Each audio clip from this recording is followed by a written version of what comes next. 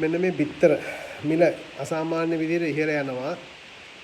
ඒක වෙන්න පුළුවන් දෙයක් නෙවෙයි. මොකද ජනාධිපතිතුමනි මේ ගම්පහ දිස්ත්‍රික්කයේ තමයි වැඩියෙන් බිත්තර නිෂ්පාදනය වෙන්නේ. නමුත් ඒ කියන තරම් මහා හානියක් වුණේ නැහැ. දැන් ඊයේ රුපියල් 40ට ගත්ත බිත්තරය අද ගන්නකොට රුපියල් 45ක්. ඉතින් මේක මේ විදිහට ගියොත් නත්තර වෙනකොට මේක රුපියල් 100 දක්වා මේගොල්ලෝ ගෙනියන්න පුළුවන් මේ බිත්තරේ.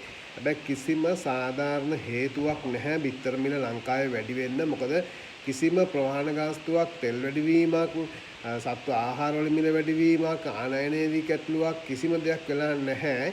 ඒකම දේ මේගොල්ලෝගේ නිෂ්පාදනය අඩු වුණා නම් ඒක වෙන්න ඕන.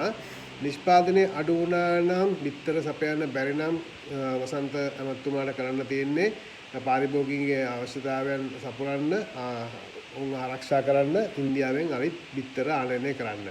නත්තලට බිත්තර ඉන්දියාවෙන් ගෙනාවොත් මිනිසුන්ට කේක් එකක් හදාගන්න පුළුවන් වෙයි, බිත්තරයක් කන්න පුළුවන් වෙයි. නැත්තම් මේ විදිහට කරොත් මිනිසුන්ට බිත්තර කටු තමයි කන්න වෙන්නේ. හරි. ඉතින් මොකද අපි දැක්කා මේ හැම කෙනාටම වන්දි දෙන රජය තීරණය කළා තියෙනවා. එතකොට මේගොල්ලෝ මේ හානිය ප්‍රතිපූර්ණය කරගන්න රජයෙන් වන්දි ගන්න අතරේ පාරිභෝගික ජනතාවත් හුරා කන්න නම් හදන්නේ. ජනාධිපතිතුමනි මේ බොහොම ආයාචනාත්මකව කියන්නේ ඒකට ඉඩ දෙන්න එපා. මේ පෞද්ගලික රජයන් වලදී එහෙම වෙන්න ඇති. නමුත් ඔබතුමා එහෙම කරන්නේ නැහැ කියලා දෙනවා. ඇත්තට මේක දේශපාලන වැඩසටහනක් නෙවෙයි. අපි දේශපාලනය කරන්නේ නැහැ කිසිම විදිහකින් මාධ්‍ය තුල. නමුත් මේක කියන්න වෙනවා.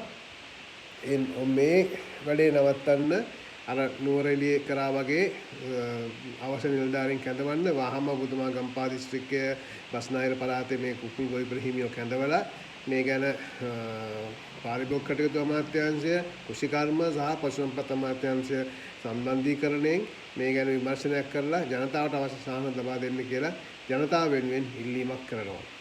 ස්තුතියි.